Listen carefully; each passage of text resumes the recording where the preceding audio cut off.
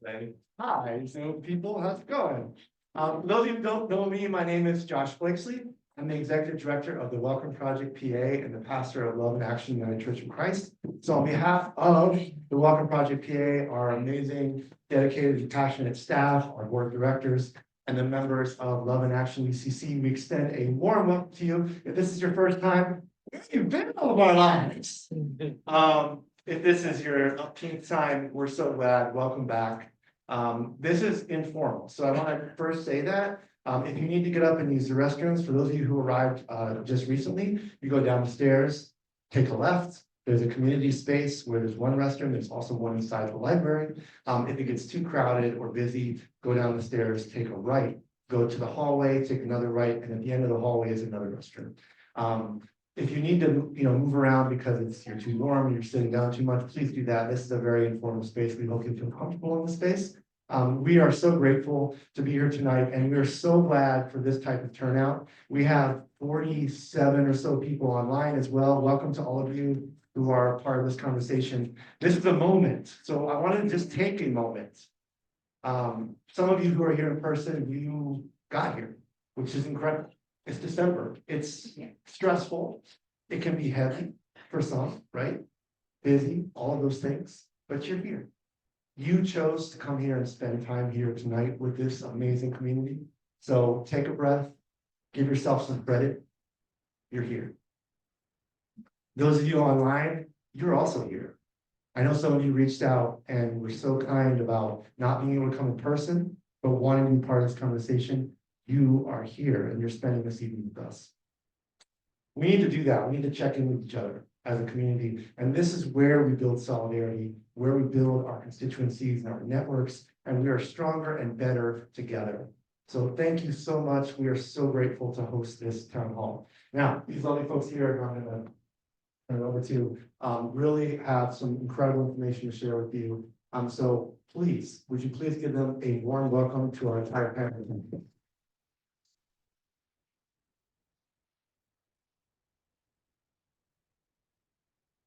And now in our practice, I'll limit you all to introduce yourselves the way you want to be done.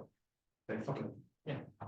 So my name is Corinne Goodwin. I'm executive director and founder of the Eastern Pennsylvania Trans Equity Project. Hi, my name is Ryan Matthews. My pronouns are he and him, and I'm the Pennsylvania State Director for the Human Rights Camp. Hello, my name is Jason Landau Goodman. I'm the board chair of the Pennsylvania Youth Congress, HEBA, and I'm from Monco.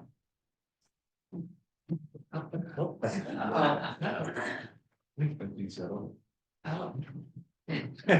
gonna fix this.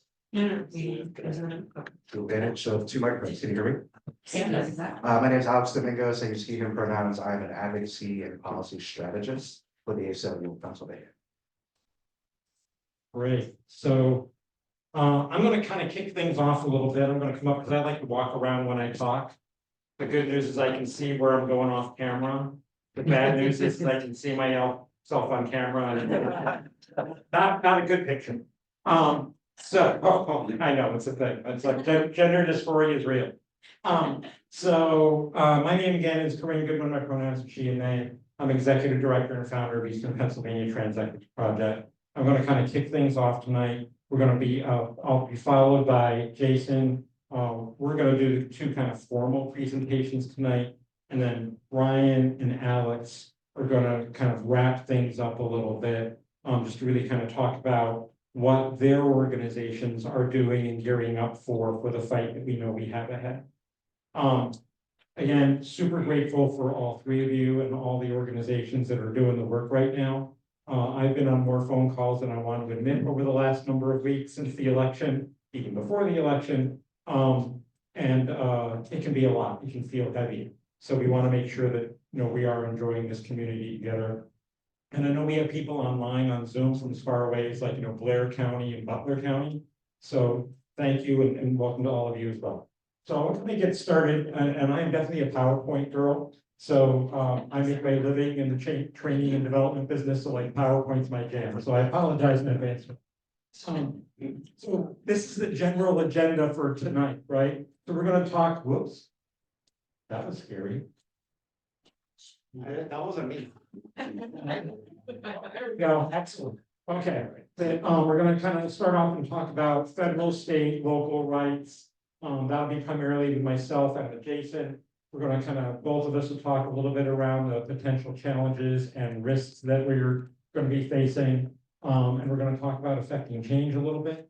And then, we're gonna wrap things up tonight around, some Q&A discussion from all of you, for the panel here. So, with that being said, I'm gonna just throw out a little quick disclaimer, Eastern PA Trans Equity Project. We are a 501c nonprofit. That means that we are not allowed to endorse candidates, nor can we endorse parties, but we can talk about issues till we're blue in the face.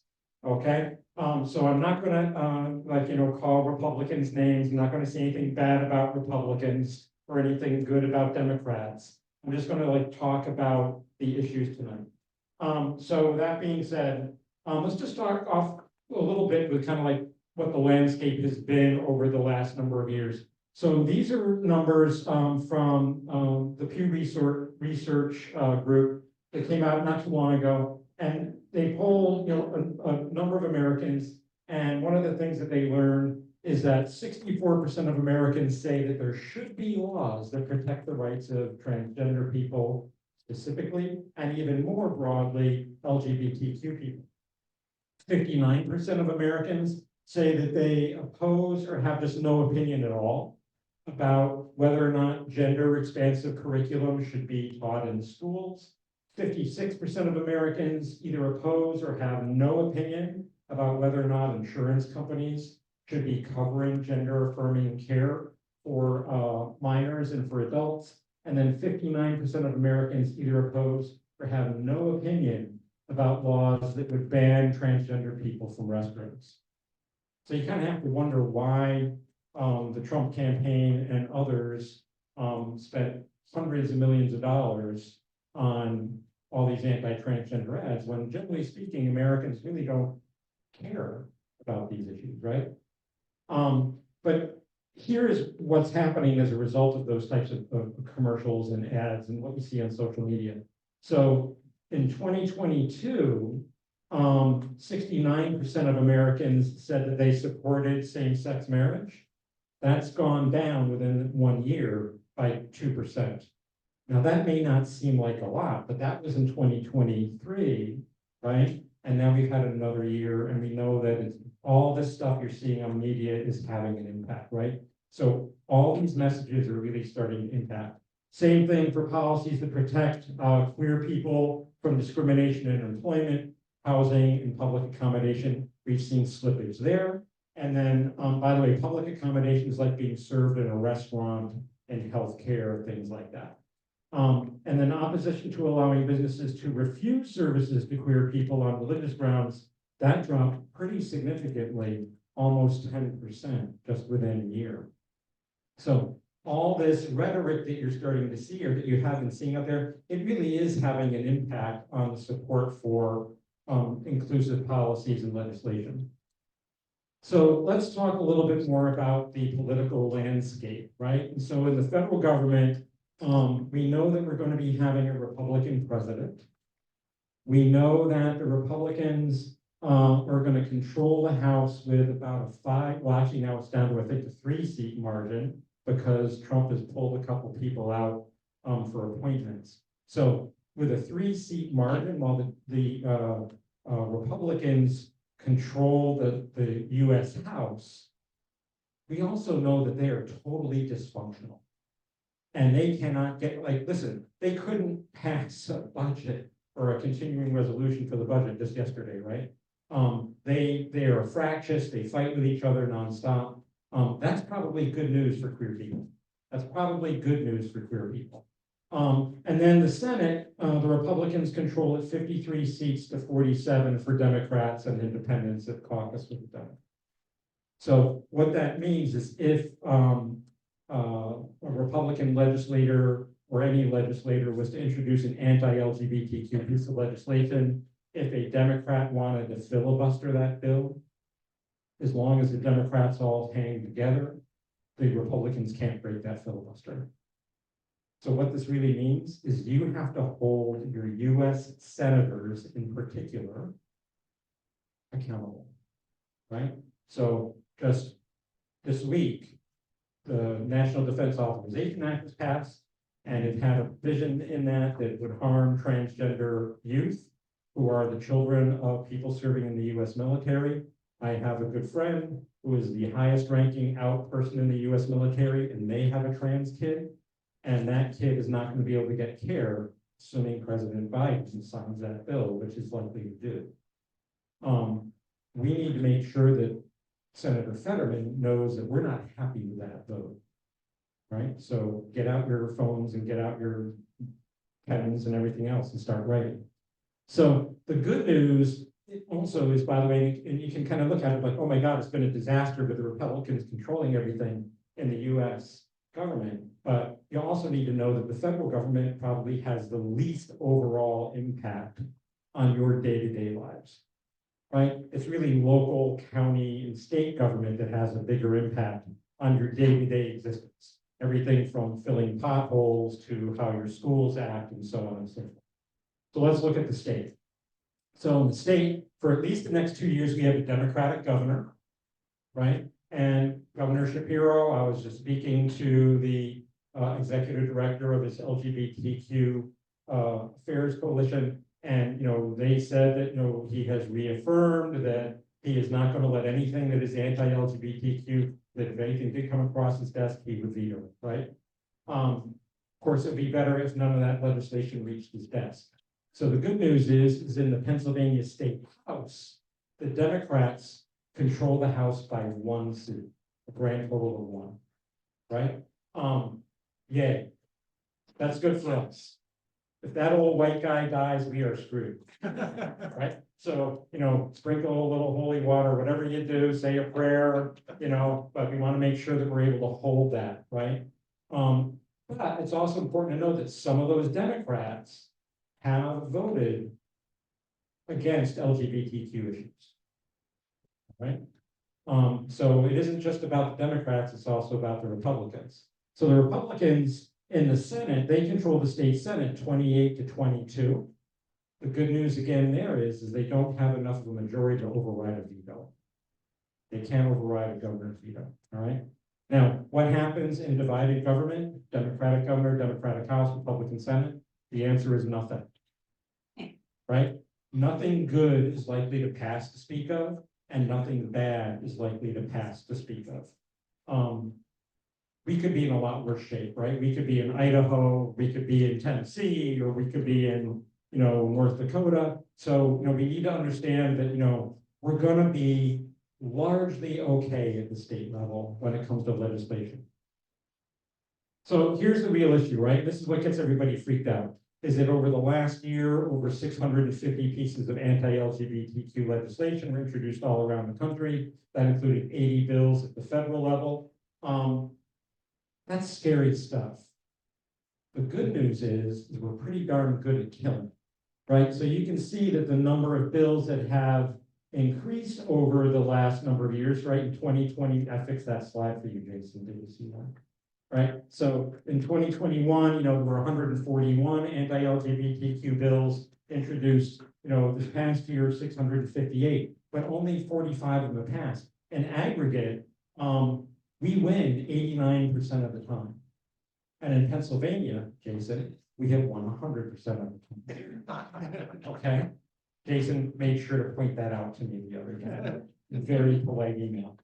But we need to make sure that we're keeping the pressure on our allies, because we're already seeing it where people are blaming the recent election loss on LGBTQ and in particular on transgender people.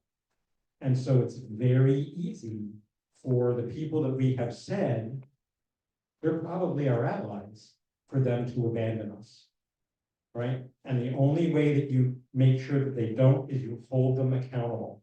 And that means that you go to their district office and you'll hold a meeting with your local state rep, your local state senator, their chief of staff, and you say, I am a queer person and I vote. And I am watching you, because we need to hold these folks accountable, okay? Because if not, it would be very easy for them to abandon us. And right now, the way that many of our elected officials are thinking, they're afraid that, they're going to get dinged for being queer allies. So we want to make sure that we're holding them accountable. So in 2024, we had a bunch of legislation in the state of Pennsylvania, 12 bills actually that would have harmed us. The good news is not a single one of them passed. We also had 40 bills that would have helped the LGBTQ community that were introduced. And virtually none of that stuff moved either, right? So the question is, what are we going to do to make sure that, the bad stuff doesn't move and the good stuff doesn't move, right? So number one, we need to remember that already, right? So the new session has launched and already just in the last week and a half, 5 bills have been in what's called co-sponsorship, where legislators have announced that they are going to introduce these negative bills, things like bathroom bans, and sports bans, and healthcare bans, and other things. But 7 positive pieces of legislation have already been introduced.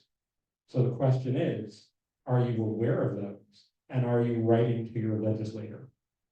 So I subscribe, to an alert that comes from the Pennsylvania State House on every piece of legislation that comes across and when it moves, when it goes to committee, when it gets introduced and all that stuff. And I would encourage you to do the same, because then all you got to do is say like, oh, Mike Schlossberg, who is my state rep, who generally is a good guy, right? But I mean, like, hey, Mike, I need you to make this a priority. I need you to make, legal name change reform a priority, right? Ben Sanchez, I need you to make legal name change reform a priority. That's for Morgan over there who works for Ben. So we want you to write your legislators, right? The big bills we've been trying to get passed forever for like the last 20 plus years is the Pennsylvania Fairness Act. So a lot of people don't realize that the state of Pennsylvania does not have a law on the books that would guarantee our rights. So in the state of Pennsylvania, there is nothing that says it's illegal to discriminate in housing for transgender people or for queer people. There is no law at the state level, no black letter law that has been passed by the state legislature and signed by a governor. Now, there are policies in place by Governor Shapiro stating that, we think it's bad and we're going to enforce the existing laws around this stuff, but there's no black letter law that says it's illegal to discriminate in housing and public accommodation, employment, education, and healthcare. This bill would fix that. The good news is, for 21 years, the bill basically never moved. Last year, we got it through the Pennsylvania State House of Representatives. They passed it. The governor said that he would sign it, but it didn't move in the state Senate. So we need to make sure that as this comes through, that we are holding our people accountable in the state house to try to get this thing moving. Now, we kind of talked about Democrats and Republicans before. Last year, we had Democrats vote against this bill. We also had Republicans vote for it. So if you're in a district that happens to have a Republican state rep or senator, still have conversations with them. Only 30% of the people in this country say they've ever known or met a transgender person, which is kind of weird because I'm freaking everywhere, right? But I'm like the last person in the city of Allentown where I live that doesn't get their groceries delivered. I actually go to the store and I go to a different checkout person every week. But we want to make sure that they know, bring your trans kid, into the office and let them see your kid playing with the blocks or whatever it is they have in their office. That our kids are just like anybody else's kids. So what are our rights, right? This is kind of what a lot of people are very concerned about. So we do have protections. So at the federal level, right, we have a Supreme Court ruling, Bostock v. Clayton County, that says that it is illegal to discriminate based on sex, gender identity, gender expression. Now, that's not a law, that is a Supreme Court ruling. And employment specifically, right? But we have seen that the court is willing to overturn prior rulings, like they did with abortion, for example, right? So it would be much better if we had an actual piece of federal legislation called the Equality Act that would get passed that would fix this problem. But you do currently have protections around employment. We also have Title VII of the Civil Rights Act, which talks about, discrimination against sex is illegal and gives you recourse in order to deal with any discrimination you might have. Supreme Court basically has said that sex, as written in the law, also includes gender identity and gender expression.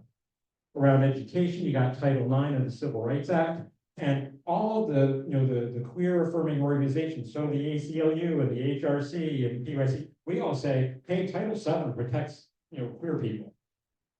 The problem is going to be is that, while right now the Biden administration is enforcing that, the Trump administration probably isn't going to be as assertive in protecting those rights. Okay, so that means that it's up to us to hold them accountable. Same thing for public accommodation. You got Title II, the Civil Rights Act, housing, you've got the Fair Housing Act. A lot of people have reached out to me and asked about, is my marriage protected? And the answer is yes, it is, right? So the Respect for Marriage Act was passed a few years ago, and it says that any marriage that was approved by a state, right, or a county. So when you got married here locally, for example, if some state, said, oh no, if Pennsylvania said, oh no, we're not going to do gay marriages anymore, your marriage is still valid and you still have all the rights of somebody who is legally married. Okay, so hopefully a little thing there. And then in the military, we have, as of today, affirming healthcare for LGBTQ people through TRICARE, which is the military's healthcare system, and through the Veterans Administration. But these things can change, right? And a lot of it changes based on how aggressively the federal government decides to enforce this stuff. And we know that certainly trans-affirming healthcare is on the table when it comes to healthcare through federal things. And then, of course, you have state and local protections, right? So here we are in beautiful Montgomery County, right? And you can see in green, these are all the townships, right, that have local protections to protect LGBTQ people from discrimination in housing, public accommodation, employment, and so on. But you go north, kind of the halfway point north of Montgomery County, and it's the dead zone. So this is the place where we think that we can win over this next few years, right? If the federal government isn't going to really do anything because we have the Trump administration, and if the state government is divided, which means nothing good happens, nothing bad happens, where do you make something good happen? And the answer is locally, right? So the people who run your county councils and the people who run your town councils, they're your neighbors, and you can meet with them very easily. You just need to make sure that you're getting in front of them on a regular basis. So are you going to every single school board meeting? Are you going and meeting with your local legislators? Are you going to your county council meetings and trying to get these things moving where we can probably make, some positive impact, right? In the state of Pennsylvania, only 75 out of 2,627 municipalities and counties have local protections. Now that covers about 30% of the population, a little more than that. But, for me, where I live in beautiful Allentown here in Lehigh, Lehigh County is totally green, right? Right, so the whole county has a legislative or protections against LGBT, not against, for LGBT, right? But like, if I'm going to drive to Harrisburg, yeah, there's a whole lot not happening, right? I'm going to drive to Pittsburgh, right? So when I go out into the hinterlands of states, we lovingly call it Pennsylvania, right? I get a little nervous, right? So we want to make sure that we do things, right? So the thing is that, future administrations can kind of change their interpretation and their enforcement of all of these laws. And that's where we come in, holding them accountable, right? And we also need to know that schools are regulated totally separately for the most part from all these things. And that's what Jason's going to really talk about because they're the expert in this. So what are the things that we think are going to happen quickly with the new Trump administration? So the first thing that we think is going to happen, by the way, I do a lot of work around legal name changes. We've done like 1,000 of them over the last few years. We think that very quickly, the Trump administration is going to direct the State Department and the Social Security Administration to stop doing gender marker changes. right? So typically, when somebody gets a legal name change in court in Pennsylvania, we have said, you know, after you get the name change, you're gonna go to the Social Security Administration, you're gonna update your name, you're gonna update your gender marker if you want to. Probably in about somewhere between 30 and 90 days from now, that's gonna stop. So if you know somebody who wants to get your gender marker changed, tell them to do it now. Right now. The good news is Social Security Administration, it takes about an hour, it's one piece of paper, it's free. So you could walk in tomorrow and do it tomorrow and walk out with your gender marker changed. Passport is a little more difficult, right? It takes about 6 weeks unless you pay the expediting fee, and it costs, you know, like $150. So, but if you have a passport, you may want to do that now as well, if you're going to get a gender marker change. The other thing that we think is going to change is Title IX, Title II, and Title VII. The laws aren't changing, it's the enforcement of the laws that are going to change, right? So under the Biden administration, you made a complaint and people started investigating the complaint. In the Trump administration, you make a complaint, you're gonna go like, well, we'll get to it when we get to it, right? Or they may say, no, we don't really see a problem here. So we think that's gonna start happening pretty quickly. They've already announced that they're gonna ban transgender military service. The open question is gonna be, if you're an existing member of the military who's transgender, are they gonna kick you out? Or will they let you stay, but they will just not allow new recruits to come in or people to transition who have not come out yet?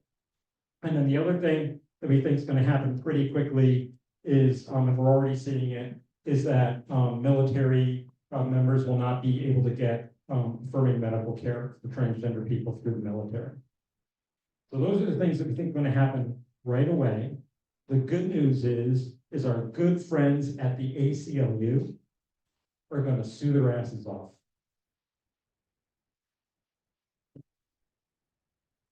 And they're all working together, so they'll make it happen, right? The challenge is there, of course, is like, will we get a stay?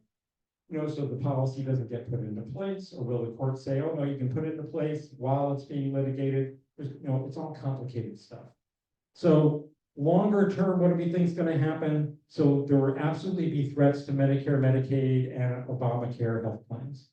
So I know I look like I'm 35, but I am 65. And I know things. I am gorgeous. But I just got my Medicare card. And by the way, I literally threw my back out the same day. Totally connected, right?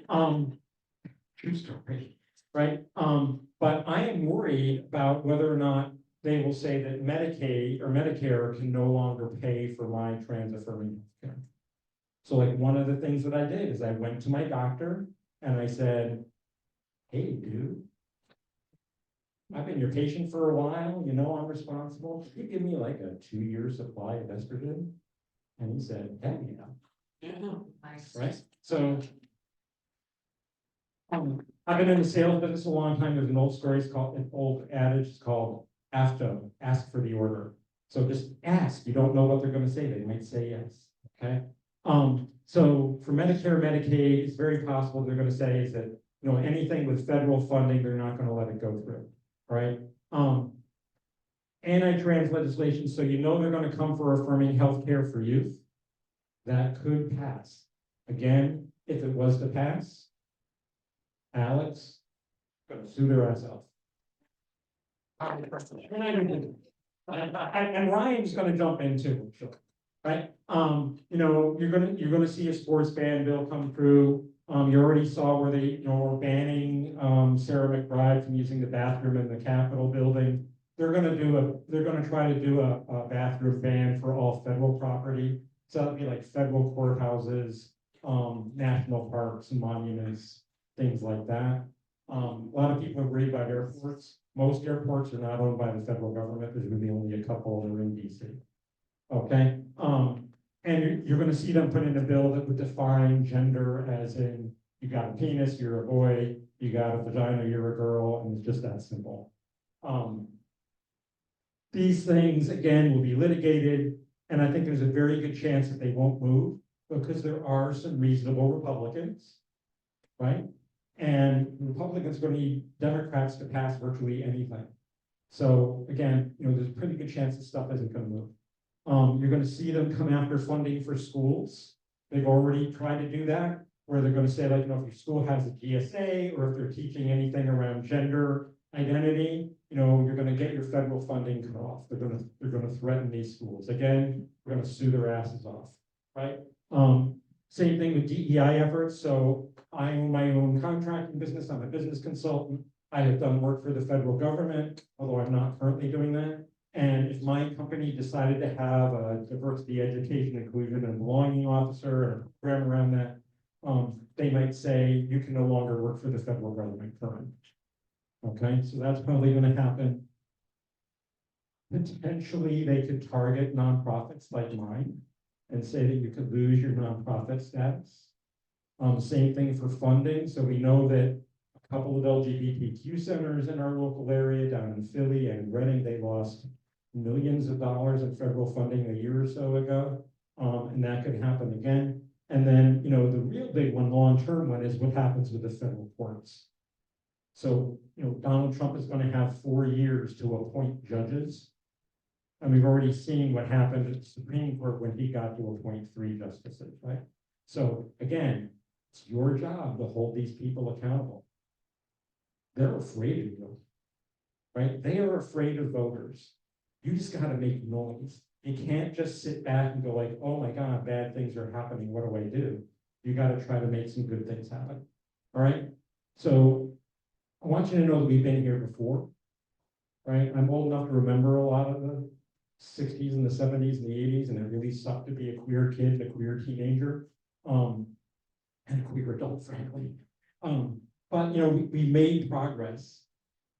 Probably we are regressing approximately 10 years, right? So, when Obama came in towards the tail end of his administration, you got, the Obergefell ruling that allowed same-sex marriage, right? You got, transgender affirming healthcare through Medicare, Medicaid, right? They did a bunch of good things. When Trump came in, it went backward.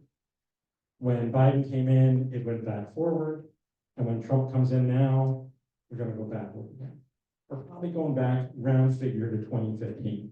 So what are the things that you can do? If you're a trans person and you want to get a legal name change and a gender marker change, do it now. Do it now, right? You're going to be able to change your name for like ever. That's a state level process. But if you're going to do a gender marker change, do it now. Update all of your legal documents. So LGBTQ people have been really good about protecting their rights for decades. And the way we did it is we made sure that we had a will. We made sure we had a living will. Things that would say like, this is the person that I want to get my stuff when I die. This is the person that I want to make my medical decisions for me if for some reason I cannot make those decisions, right? So powers of attorney, if you are a parent and you had a same-sex couple and you adopted kids or you had IVF, make sure that you have what's called a confirmatory adoption, which puts, that parenthood, right now in many states, it ties it to who is biologically the parent, not to who legally has the parent. Create an emergency fund if you can. I realize that's challenging. Try to get those extra hormones if you're a transgender person. It's a whole lot easier for trans femme people than it is for trans masc people. And really just surround yourself with trusted friends and family, right? So all the people in this room, the reason you're here, right, is because you believe in this community. So things that we can do to protect our rights, working on legislation all the way up and down, federal, state, local, schools, right? Remember that your rights can be taken away. And the way that we make sure that doesn't happen is we don't stay home in any election. The things the Republicans have been really good at is they are amazing at growing their bench, right? And they start at school boards and local, and then that person becomes a state legislator, and then that person becomes a federal legislator, then they become a senator or a governor or whatever it is. They are really good at going all the way up and down the ballot. Democrats, not so much.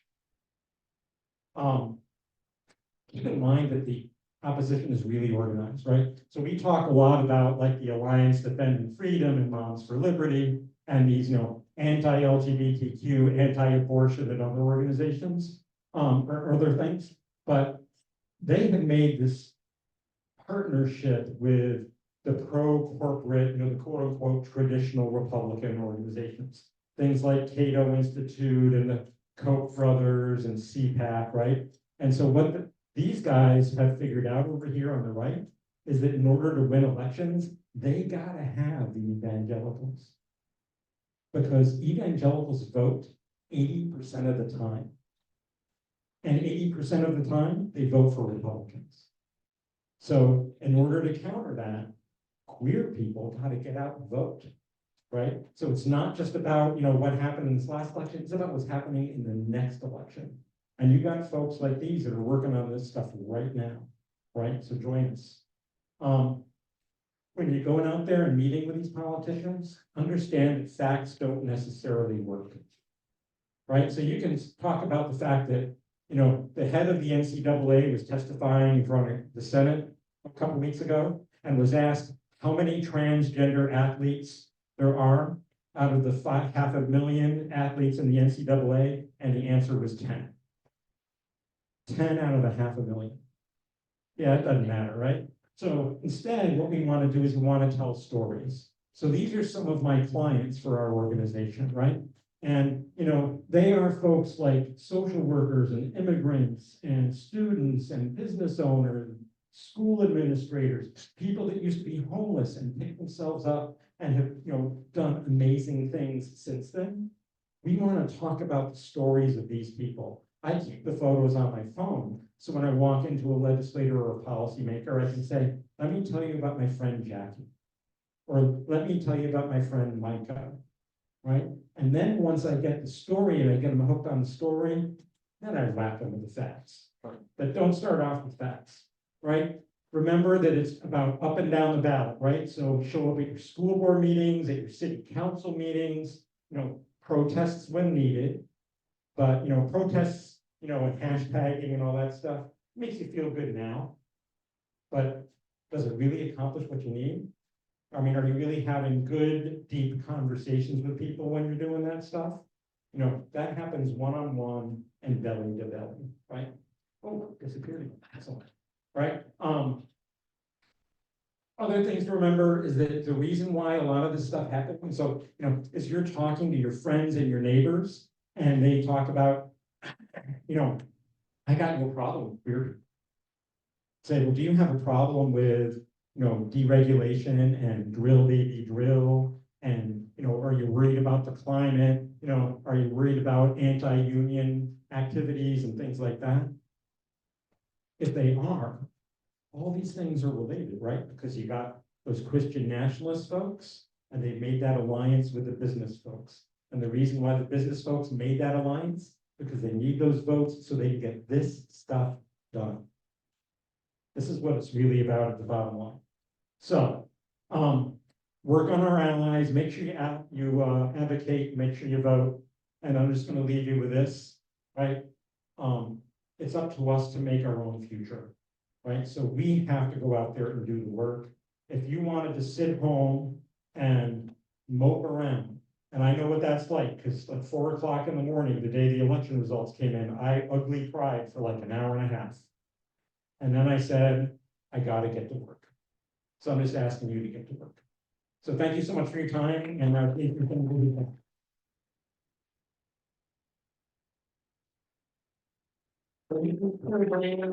Thank you all so much for being here tonight. I know Grant and now myself are giving more policy-based presentations with you. But these are really important. When we know the facts, when we know what the situation is, we can be more effective advocates in everything we're doing. So this is actually my 12th town hall this fall. PYC did 10 town halls all across the state, with all of these organizations participating in most of them. So it's really great to be back in Montgomery County for this evening. Community is what is going to get us through. Absolutely. So I'm just vamping until the presentation. Okay. I am Jason Goodman. I'm from Lower Merion. I've been involved in statewide and local LGBTQ policy work for 15 years. I helped get a local non-discrimination ordinance in my hometown, Lower Merion. We were the first in Montgomery County to do so and the first township in the state to do so. And from there, I've just been helping move all of this across the Commonwealth. So particularly, I'm going to be talking tonight about education policy. We know that the opposition is coming particularly for those most vulnerable, especially LGBTQ youth, LGBTQ students. And so giving you more information on all these issues so you can be, again, effective advocates in your towns and your communities with your school boards is really important. I'm an attorney, but I'm not your attorney. So please see me afterwards if you have specific questions. And also I really look forward to our discussion following the panel. So here's the clicker. There we go. We're good. All right. So this is a very common site across the Commonwealth. It has been for about 10 years since LGBTQ youth issues in school has been particularly at the heart of these cultural wars. You have oppositional forces constructing these horrible scenarios where trans students are resisting, and we have hundreds of people flocking to school board meetings across the Commonwealth. It's scary, it's terrifying, it's bringing out some of the worst in our communities. But I also have hope. When we have successfully fought back in many places, but we certainly have lost in a handful of districts. Even just last month, this is in the Greenville School District out in Western Pennsylvania, Mercer County. And even though the school board unanimously voted that night to reject Title IX regulation implementation, protecting LGBTQ students, a handful of school districts literally do that. Here you have one mother of a trans child speaking up in front of what must be a very large crowd. It was a large crowd, and she was very brave, and she talked about the love for her child, and she shared the stories, as Corinne was talking about why this was bad. And even though we lost that night, we know that we're in this for long term. This is our lives. This is the lives of our family, our chosen family.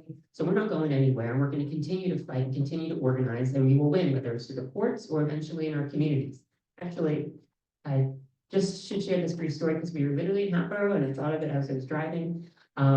So I said Lower Merion was the first. So we were organizing for 2 years for this. I was, a teenager, like Philadelphia and Pittsburgh have these laws. Why can't we do this in Montco? And so we were the Philadelphia Choir, Lower Merion leading the charge. This is again 14 years ago. And then some advocates in Hatboro. Is Alex still here? Hi, Alex. Alex and several others in Hatboro read was like, we want to do that too. And so they organized very quickly. And unfortunately, there was a vote right before Lower Merion. They were going to be the first. And it was voted down. And it was very sad. I remember we all went out for drinks that night.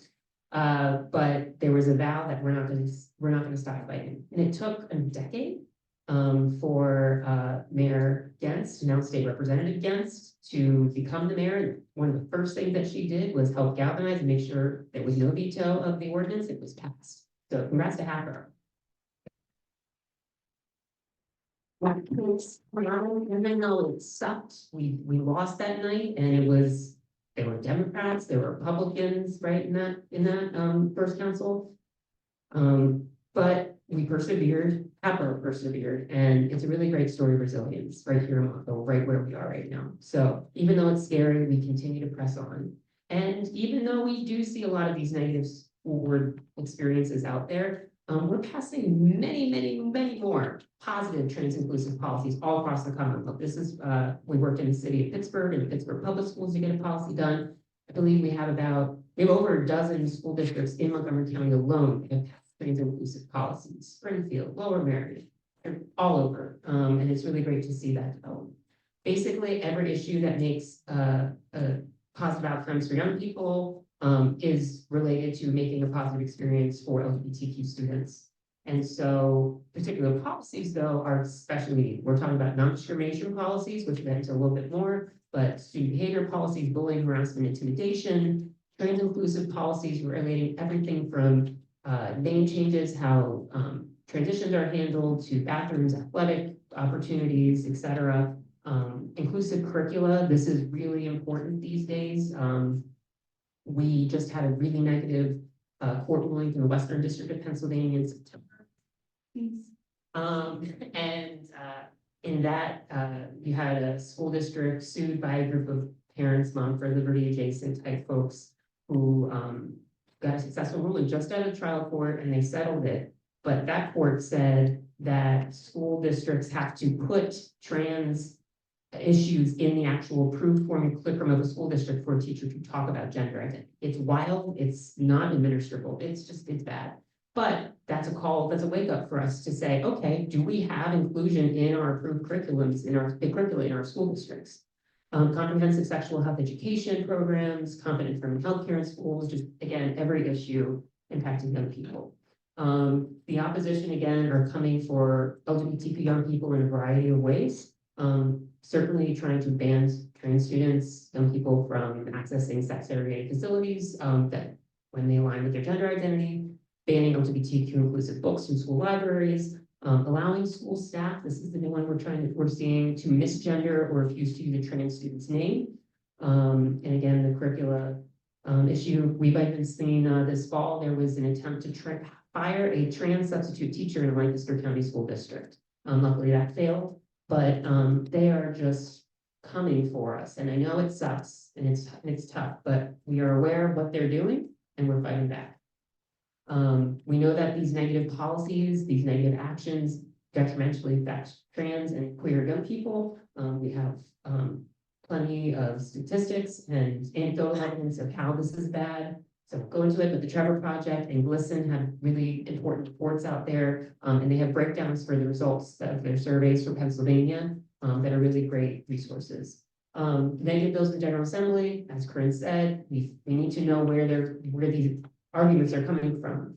And so we track all of these. Most of the anti-LGBTQ bills in the legislature are related to LGBTQ youth and particularly to LGBTQ students. We have on, sorry, oops. Oh, there we go. We have on the PYC website, so if you go to payouthcongress.org, a legislative tracker, if you go to take action. And so we have been taking notes of all of the co-sponsorship memos that go out, and every year we put up the list of the bills, positive bills and negative bills as they're introduced and where their status is. The ACLU of Pennsylvania also has a tracker, and probably Ryan will talk about federal legislation and tracking that, but so we're aware of what's happening. But when it does happen, we organize. And even when they tried to press for an anti-trans student athletic ban a couple years ago, we prepared really incredible testimonies that really challenged Republicans and Democrats on that committee about what they were doing. And we gained support through that, even though that bill did pass in the House. We ultimately have been able to stop those bills because of the divided government we have now. But it showed us that we can mobilize when it comes to things in Harrisburg. And thank you, Corinne, and Ryan, and everyone who shows up when we make the call. As separate units of local government, so we have 2,560 municipalities in Pennsylvania, 67 counties, but 500 independent school districts. So school districts have their own policies. They set their own rules, essentially. The state has some oversight, but really they're passing all these individual policies. So when it comes to non-discrimination protections, we want explicit protections in the student non-discrimination policy. There's staff non-discrimination employment policy, student harassment policies, and bullying policies. And so we go through every few years at PYC, all 500 school districts, plenty of right to know requests, but we try and get a sense of, are they independently passing these? We do have a separate regulation from the Pennsylvania Board of Education that does have sexual orientation as a protected class in public education in Pennsylvania, but not gender identity. So it's really up to school districts independently to have these. And as I mentioned, we listen, do that. Updating documentation, especially for trans and gender expansive students right now is really important. So I just want to highlight that again. Legal documents versus non-legal documents. Again, this is something, we have a model policy for trans inclusion schools, which many Montgomery County school districts do already have. But just being aware that that schools should be making the choice to be affirming, right? It's a choice to be inclusive. They can be sued by someone, by anyone really, but they should be challenged by opposition forces, not by us. We'll get into this situation in a second, but, you know, a transcript is a legal document that will have to have someone's legal name. But reading their name at a graduation, reading a student's name on a roster and attendance, those should be accessible to students using their firm names. Here is a map of the nation related to anti-bullying laws statewide. So Pennsylvania, as we have been talking about, we're not outwardly hostile towards LGBTQ folks in policy, but we're also not progressive, and we're not leading the charge in getting affirmative laws passed. So we are on many of these maps not, you know, we are an outlier with the Northeast United States. So here's non-discrimination for student protections again. We are the only state in the Northeast without those protections. So Title VII and Title IX. So Title VII, as Corinne explained, relates to employment. Title IX is education. And so we have seen the courts, particularly federal courts, develop what is sex, and that is inclusive of sexual orientation and gender identity. We do have a Pennsylvania constitutional amendment for an equal rights amendment for sex as well. And that is actually something that a lot of advocates are talking about going forward. How do we use that to also reaffirm protections for LGBTQ folks? So for Title IX, just to give you a whole bunch of story, because it just drives me manners when people are saying, well, a lot of things drive me manners, but when it's like, this is a Biden thing, and then it's going back for the legacy of LGBTQ inclusion in Title IX goes back over a decade. The US Department of Education in 2013 was starting to understand LGBTQ inclusion in Title IX, in this federal law. And they formally announced that they were interpreting it in 2014. President Obama made a speech. It was all, maybe March, it was all, you know, heading in that direction. And then the next administration reversed it. And then the Biden administration, the current administration, continued that interpretation from the Obama administration. But they also said they were going to put it in a formal regulation. And so that's where we're at right now. And there was a federal lawsuit. It's been blocked in several hundred schools in Pennsylvania alone. And where there's like a member who has a Moms for Liberty member who has a child in the school district, they would block it. But this is very likely a day one issue for the new administration that will be rescinded. We still will be holding that Title IX, when it says sex, it includes LGBTQ folks. But we're just aware that if this Title IX is not read in with LGBTQ protections, we have our state protections, we have our local protections to rely on. So I do want to just mention very briefly two important cases related to trans students in Pennsylvania. So the first major case was in Pine Richland Suburban School District out of Western Pennsylvania, north of Pittsburgh. And in that school district, there was a lot of back and forth, but ultimately the school district board voted to have an anti-trans student policy. Trans students couldn't use the locker room, bathroom of their gender identity. Sued by the trans students with the help of Land Legal and the Western District of Pennsylvania. At that time, that judge had a preliminary injunction blocking implementation of that policy, said it was likely unconstitutional. The court case was settled, so it didn't set precedent, but each of the trans students in the district got $20,000, and they had to reverse that policy. So it was a good moment. Then we're back in Montgomery County, and several years ago in the Boyertown School District, this is out in the western part of the county, we had the opposition, so groups like the Pennsylvania, the Independence Law Center related to the Pennsylvania Family Institute, and all of their allies trying to get cisgender students to sue the school district, claiming constitutional violations of their privacy for having trans students in their school. It was a ridiculous argument. We're the ones who are using civil rights includes all people, and they were like, yikes. So it was immediately, very quickly, said that's not right, or this has no merit at the district court level in the Eastern District of Pennsylvania. And then from the bench, it was a really great day in the Third Circuit and in Philadelphia. So the next level of federal courts, they said this is not right. We don't agree with you. So a school is not. So the Boyertown decision is basically saying that if a school chooses to provide for trans inclusion, they are not violating the constitutional rights of cisgender students. So it's pretty easy. It doesn't require trans inclusion, but it says that if a school district is going to provide that, is not, again, violating the constitutional rights of cisgender students. They did try and appeal that to the US Supreme Court, but they did not take the case, meaning that the lower court rulings held. So that's a very good decision, and that's what we like to talk about in Pennsylvania.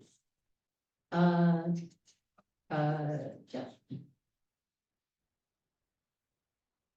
Yep, I mentioned a model policy for trans students. Please see us. If you're not sure if your school district has a policy, we'd love to work with you on it. dignityforall.payouthcongress.org. Again, can give out information afterwards. We have our model policy and lists all the school districts in the state that have adopted a policy. We have seen some really not good policies the past years. Here's some of them. One of the most wild ones was a couple of years ago from the Laurel School District in Western Pennsylvania. That was a sports ban school board policy, but it said that the sex of an individual student is determined by their chromosomes. I have no idea how that's going to be enforced. Is that forced blood draws? It's not administrable. So it's ridiculous, but and offensive. But that's where they were trying to go there. We do have some good news though. When we have seen some of these school districts try and push these anti-trans school board policies, communities have organized and fought back, particularly in southeastern Pennsylvania. So talking about the Central Bucks School District. Yes. So after they passed their policy, the Curcumin Valley, we were involved with that. People organized, they voted, and new school boards rescinded those policies. So getting pro LGBTQ majority school boards really, really matters. And it's unfortunate that sometimes it takes really shocking action from some opposition to activate folks. But we are able to get that done in certain areas. In other areas, we're not getting easily. In athletics, I'm almost done my portion. So in athletics, just to set what we have in Pennsylvania, we tried to warn them it's a bad thing. But the PIAA, the Pennsylvania Interscholastic Athletic Association, passed a policy in 2014 that says that if a student's gender is questioned, it is ultimately the decision of that individual school principal to determine the student's sex. So for participation in student athletics. So it leaves it flexible. So if there's a supportive school, the student should be able to participate in school sports that aligns with their gender identity, but in not great supportive areas, not so good. So we don't really have any other guidance than that in Pennsylvania.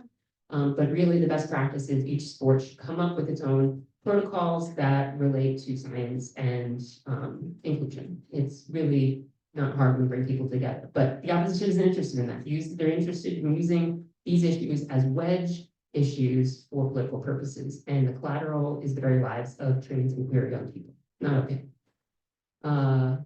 Be aware of the negative stuff, curriculum bans. I'm just going to end with some more maps. I love maps.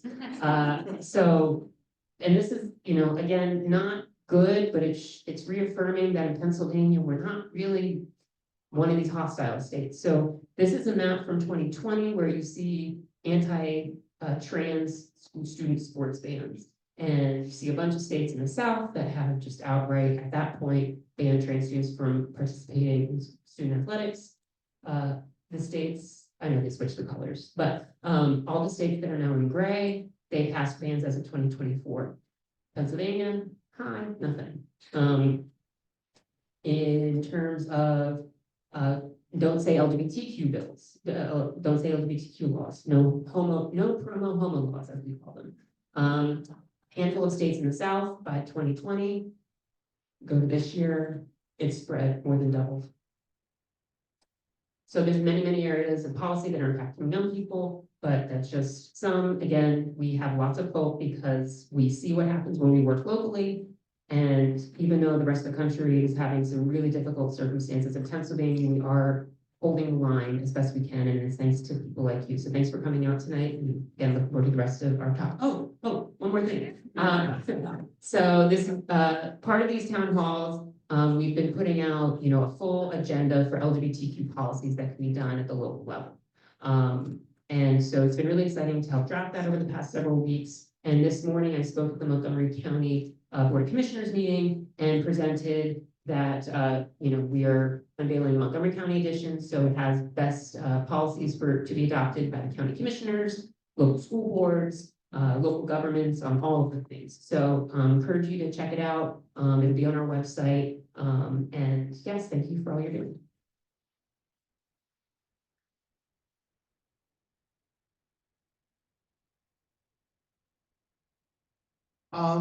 Well, I don't have slides and, That's okay.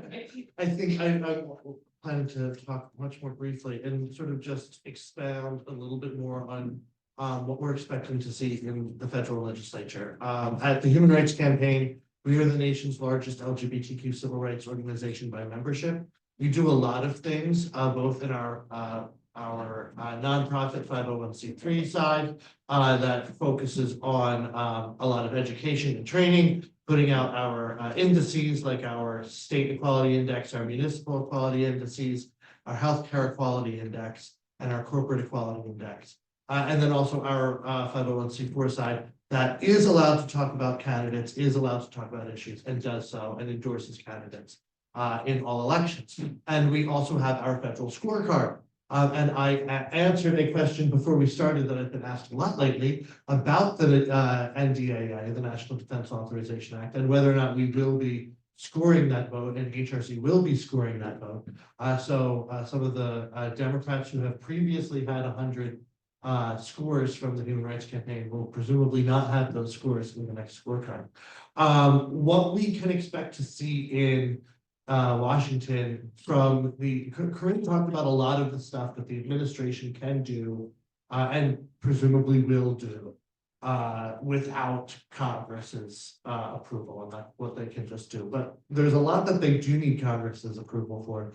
And what we're seeing right now, it sounds like while we were just sitting here, there's news that a deal was just not reached on the bill. So we're heading more likely towards a shutdown.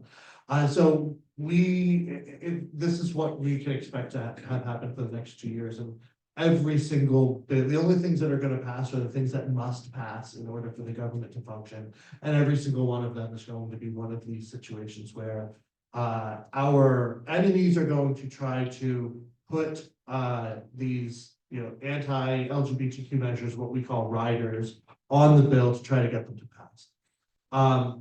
This is not my job at HRC, but there are folks who their full-time job is talking to the members and their staff about exactly this type of thing. And they're very good at killing them.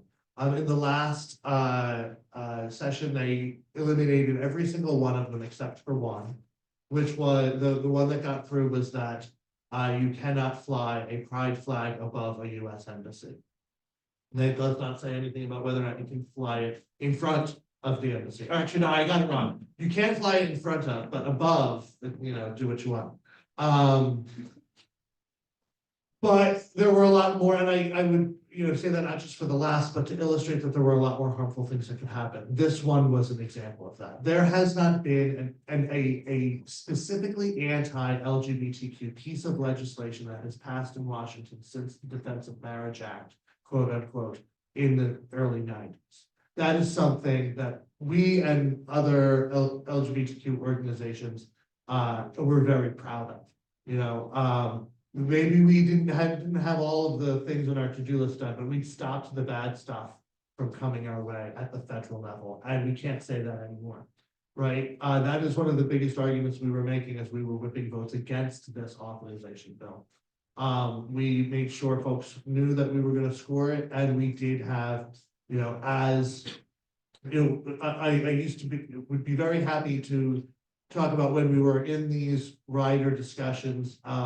We had all of our pro-equality Democratic candidates who were, with us, and we had one, variably pro-equality Republican in Representative Fitzpatrick, who was the person who we were able to go to and say, this is ridiculous. We know you agree with us that this is ridiculous. Can you please talk to your leadership about why this is ridiculous? And he and other more moderate members of the Republican caucus would go to their leadership and say, you cannot make us keep taking these votes or we're going to lose our re-elections. And that was how we got, the 28 of 29, I think it was, previously. Well, that's not the situation that we are in now. And that's I can't say why that is. The idea that maybe these attack ads that folks have been seeing caused some of the election results that we've seen might be a reason that some folks feel that way. HRC has done polling and shared that polling with elected officials that show that is not what happened in this election. And what happened in the most recent election was about voters' perception of the economy and about the incumbent administration. But that most voters nationwide and in swing states by I believe it was 52%, said that they believed that Kamala Harris was the candidate that represented their views on transgender issues most accurately. So, you know, we have a lot of argument to say that that is not the reason why, and now we need to hold our elected officials accountable. So, you know, there are 4 Democrats in the US House, Representatives Wild, Cartwright, Houlihan, and Dean, who voted for the NDAA, and both of Pennsylvania's Democratic senators, Senator Fetterman, Senator Casey, both voted for that. Now, you know, that does not mean that we will stop working with those members of Congress. Absolutely, they, you know, we have constant conversations with them, and we as their constituents should continue to have constant conversations with them. I don't know the specific reasons why any member voted any way that they did, but they need to hear, if they said, yeah, I know this is really bad, I don't want to vote for this bill because of this anti-trans rider that's on here. But I do need to vote for this bill because of A, B, and C. They need to understand that cost, that was a cost, and there was a price that they paid for that. And they need to hear that you are disappointed in that vote, and that you are watching them to make sure that they hold up the promises that they made to our community and that they are going to be the allies that they said they were going to be. Normally, every spring, Human Rights Campaign, we organize a lobby day in Harrisburg where we encourage folks to come down. We do a big training as part of our yearly volunteer convention that we do, but this is sort of like the day before. You don't need to be coming to the convention to come join us in DC. We talk about the issues that we're going to go meet with. It's you get a big old binder of all of the issues, but really we generally are only talking about 1 or 2 of them. And we go and we set you up with meetings with your members. And you would be surprised at how many of them actually come. Senator Fetterman and Representative Fitzpatrick were both in the meetings that I was in this year. Normally, I'm caring more about how many folks are coming from Bucks County, because that's that one congressional district that I couldn't always predict how that vote's going to be. That's clearly not the case this year. And we're going to need to pack all of our representatives' offices to make sure that they understand that every single one of these votes is going to come down to 1 or 2 people on this side of the aisle or that side of the aisle, and clearly very difficult horse trading that's going to be happening. That our community is not the one that they are going to, you know, settle their differences in Washington on the backside, and that we are watching, and that we will remember where they stand when it comes time to vote again in 2 years. So happy to answer any questions about that. What's going on in DC, but I want to make sure we pass it on to Alex to talk about what the ACLU is also doing on this.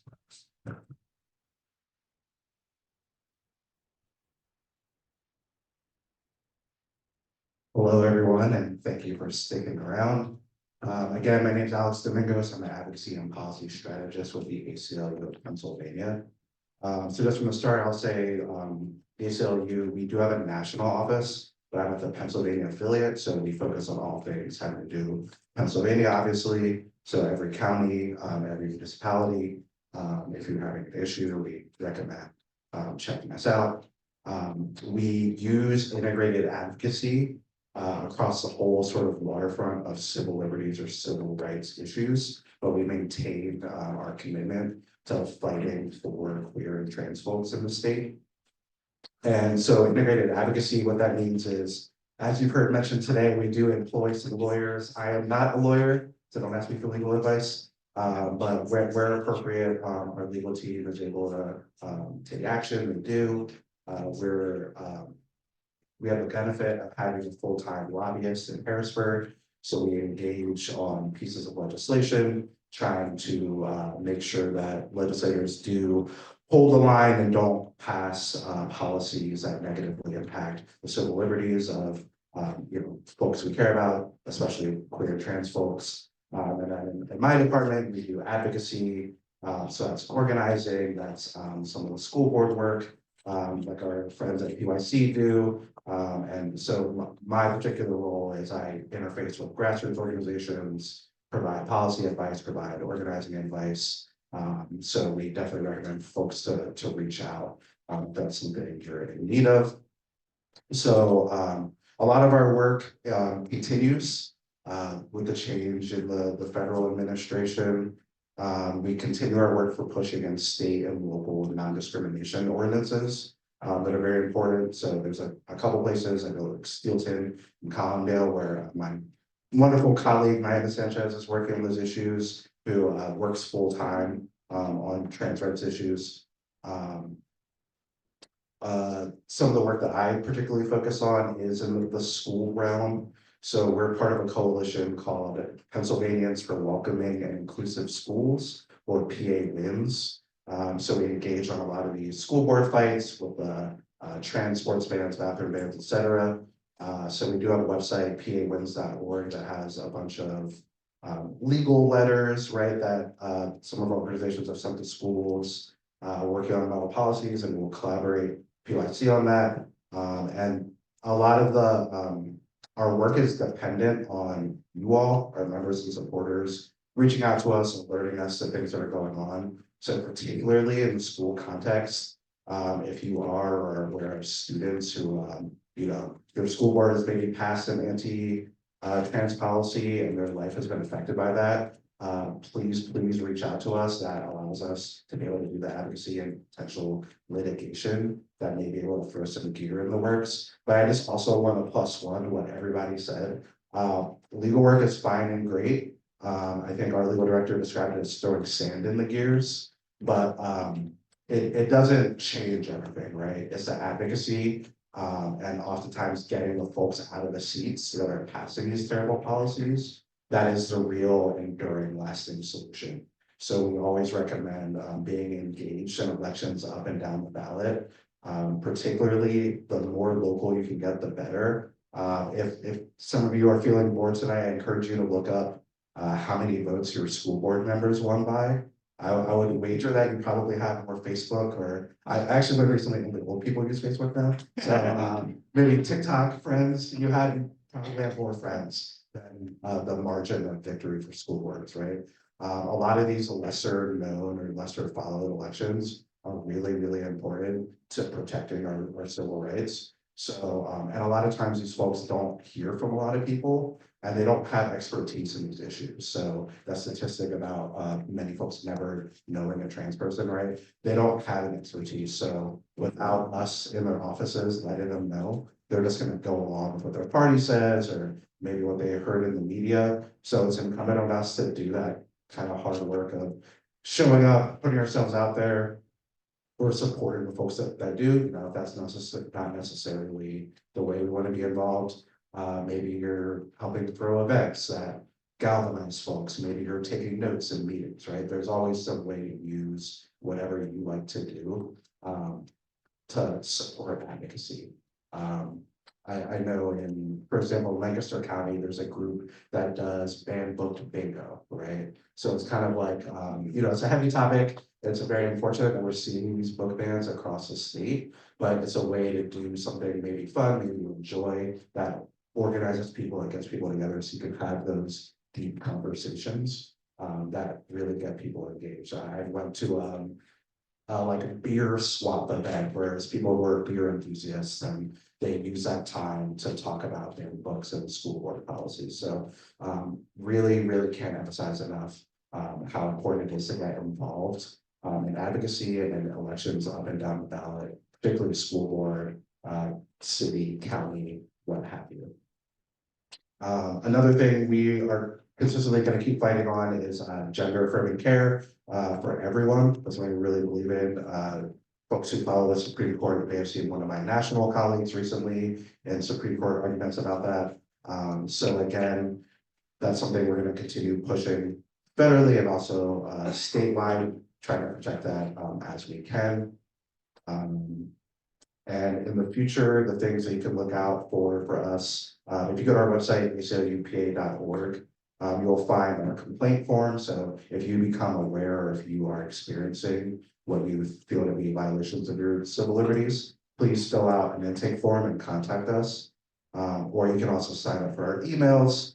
We will be doing upcoming lobby days and supporting the lobby days of our partners, and also doing an advocate academy. So that's going to be our lobbyists and our legislative team will really go in depth to teach folks how to lobby, what's the good strategy around that, who are the executive directors of the relevant committees that you need to contact, right? It's really going to get down into like the brass tacks of how to make your advocacy most effective. So I'll try to be brief just so we can get to questions and everything, but we're here to support you, whether that be advocacy, whether that be legal work, whether that be legislative work. We depend on your support, we depend on our allies, and it's going to be a hard 4 years as it was last time. But we know that no matter who's in power, right, we have to continue to fight and maintain our rights and the rights of people we care about and the most marginalized communities in the state. And we know that, you know, we're always going to be here, we're always going to be fighting. And yeah, thank you very much.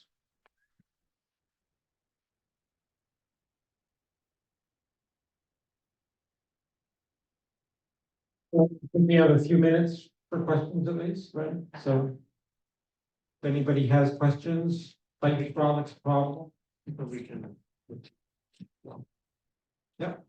For the advocacy, is there awareness, you can give awareness to, let's say, families moving into the state on where these good principles are, as you mentioned in your speech there, because that would be a big important thing that probably is not understood, right? So that's a more political thing, but I just didn't know if you guys covered that. Sure. Do you mean principles as in policies? Principles that handle basically the school board advocacy. I think there's gonna be various organizations that have that information publicly available. We have a lot that Is it public? don't share publicly, but you know, we're trying to get more information out there. On the PYC website, we have you know, some of the maps and the school districts, as I mentioned, that have trans inclusive policies. There's an organization called the Movement Advancement Project, or MAP, and they have a lot of national maps showing where Pennsylvania is in relation to a bunch of laws. So there are some really qualified resources online. I'm sure Eastern PA Trans Equity Project has some resources.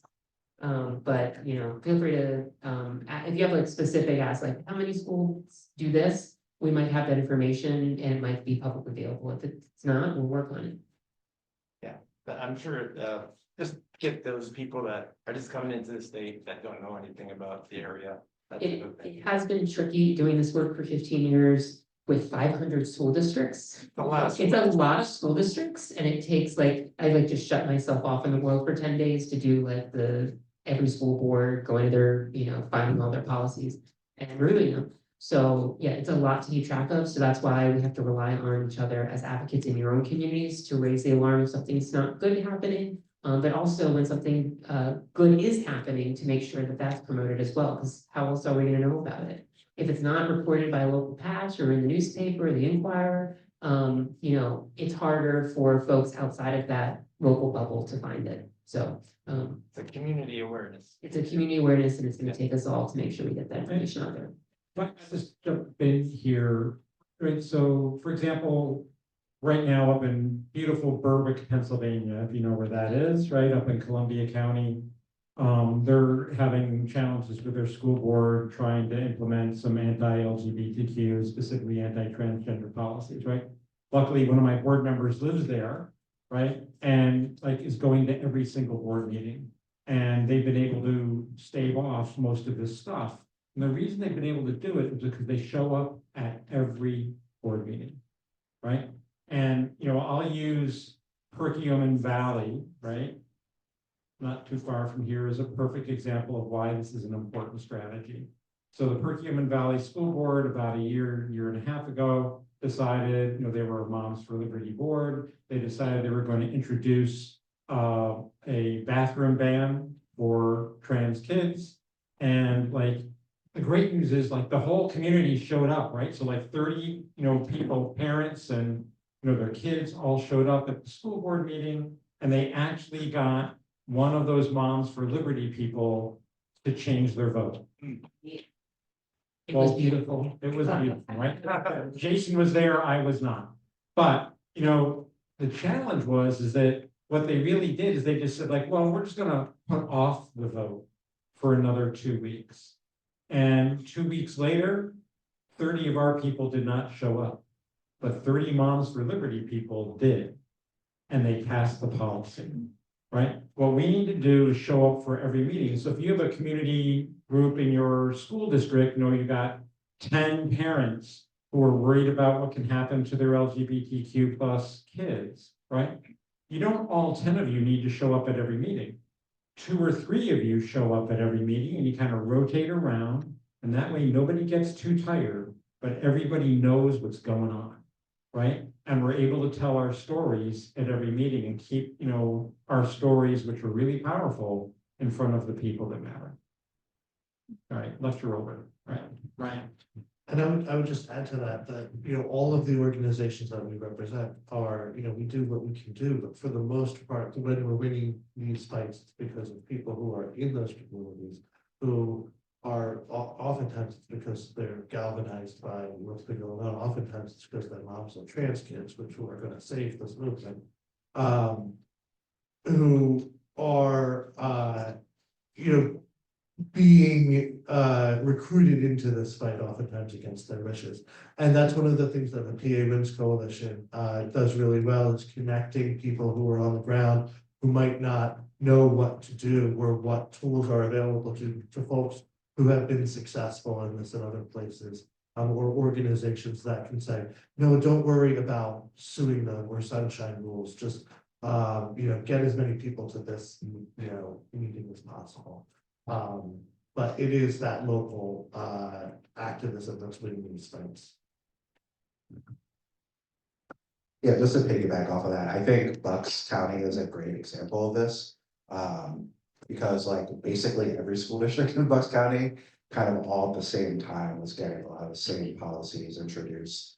And I found that a lot of folks kind of like come to us and feel like they need expertise, and we're happy to provide those like legal letters and stuff like that. But you are really the real experts because you're in those communities. You can tell me like, oh, the school board member, like they're all part of this weird church and they all believe this, or like they got elected at this time, and you can tell us the dynamics, you have the stories, the lived experience. And you don't feel like you need to be an expert or that you need to wait for some type of expertise on high. We're happy to provide that. We're happy to help you network, but it's really all about people power. So even if it's just one of you, if it's just 3 of you, right? If you contact like PA Wins or PYC, we can help you connect with other folks in your area that have reached out, right? And the beautiful thing about Bucks County was all these little groups in these different school districts were able to come together and help each other and say like, oh, like they introduced this bill in our district 2 months ago. This is what happened. This is what talking points they use, right? So you can lean on the expertise and experience that other folks who have already gone through this. And that's what we're trying to do in PA Wins, is connect people across the state. Because it's really the same policies that get introduced over and over again. Sometimes they don't even change the wording besides the name of the school. Just to reiterate, the power is in you showing up, you advocating in whatever way you're comfortable, whether you're one of the people that shows up to the meeting and takes notes, or whether you're one of the people that's cooking meals. School board meetings are hard, right? They're late. I've spent a lot of time, more time in school board meetings the last couple of years than I ever thought I would. Right, and sometimes you're there till 11 p.m. Right, so it's all about building community. So whether that's cooking food for the people who are there late, or watching their kids while they're doing the shift at the school board meeting, right? There's always a way to get involved, always a way to contribute, and we're here to help you harness that power you have and use whatever expertise or experience we have to help you feel more comfortable in getting out there. The other thing I would say is like, if you're interested in what the policies are in your district or what they are not, Most school districts in Pennsylvania use a website called Board Docs, BOARDDOCS. And you can look up the policies on everything in your school district using Board Docs. Not all school districts use it, but I would say like 90% of them do. And one more thing I forgot about my talk, is that you may hear a lot about Title IX and, these like, right-wing extremist school boards will say, oh, Title IX's in flux, right? So we don't know what to do with this policy. But, the Pennsylvania Human Relations Act contains all those same protections. And we don't have to worry about whether it's Trump judges or the Trump Department of Education. State law still should protect trans kids and queer kids. So still reach out, there are still protections, and with those complaints that you file with legal advocacy orgs, we will still try to help enforce state law to help protect. Sorry, one more thing, just because I literally. Just because I spoke on this morning at the Montgomery County Board of Commissioners meeting. 2/3 of Montgomery County's population has explicit LGBTQ protections, non-discrimination protections. That is from 27 individual ordinances out of the 62 municipalities. So you are covered here explicitly with protections in HAPRO. That matters, and it's, yes, we're relying on the courts for certain things. Yes, we have this interpretation for the Pennsylvania Human Relations Commission, but explicit protections are still where our primary fight is prioritizing the end goal. So next question. We have a few questions from the Zoom. First one is, what are the panelists' perspectives on the trans-led nonviolent direct action that was a sit-in in the Capitol to protect of the bathroom ban against Sarah McBride? Is there a place for nonviolent direct action in the fight for trans rights? So the question, just to repeat it for folks, was around the protest and the action that took place in the US Capitol, I guess last week and a half ago, around where a number of trans folks did a sit-in in the US Capitol, speaking around the ban of transgender people using restrooms that align with their gender identity in the US Capitol, specifically targeting Sarah McBride. So is there a place for protests? Yes, there absolutely is, right? Because it gets, media attention, it gets the word out, right? But protests by themselves don't get a lot done, right? So the key is, do those protests, right? So we all remember when Trump came into office, the first time, and there was, the Women's March, and, there were events all around the country. Well, the effect of those was that it raised a ton of awareness, right? And it activated members of the general public to start talking to their elected representatives, right? And to start, working on actions to protect women's health care and so on, right? Hopefully what will happen from this action that took place in the Capitol is that, it may not have an impact on what the policy is in the US Capitol, but maybe it'll make it so that people reach out to their representatives and say, I don't want a bathroom ban at Yellowstone Park, right? I don't want a bathroom ban at my local courthouse, right? And so protest is wonderful, but protest alone doesn't get you anything. It's like, how are we turning people's minds on, and how are we getting action as a result of those protests? That's the key thing, in my mind. I don't know if anybody else. 100% big plus one to that. Protesting is a tactic. So if you're organizing a protest, I hope you're having a way to capture the information of the folks who are coming to that. I hope you have, think of it as an iceberg, right? And protesting is kind of towards the very tip of that iceberg.